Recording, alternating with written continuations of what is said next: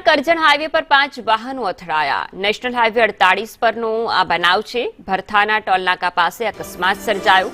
ભરૂચથી વડોદરા જતા આઈસરે આ અકસ્માત સર્જ્યો। પાછળ આવતા 5 જેટલા વાહનો એકબીજા સાથે અથડાઈ ગયા। પોલીસ વાન પણ અકસ્માતનો ભોગ બની હતી। જો કે આ અકસ્માતમાં કોઈ પણ જાનહાનિ નથી થઈ। જો કે અકસ્માત સર્જાતા જ લોકોના ટોળેટોળા પણ ઉમટ્યા હતા અને પોલીસે પણ ઘટના સ્થળે પહોંચીને વધુ તપાસ હાથ ધરી છે।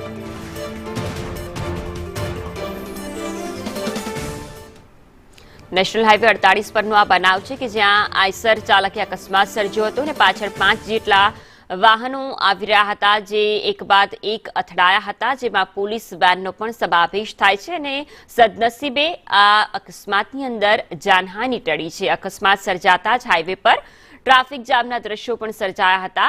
પોલીસે ઘટના સ્થળે પહોંચીને ટ્રાફિક થાળે પાડ્યું હતું અને સાથે જ અકસ્માત પાછળનું કારણ શોધવાની તપાસ પણ શરૂ કરી છે।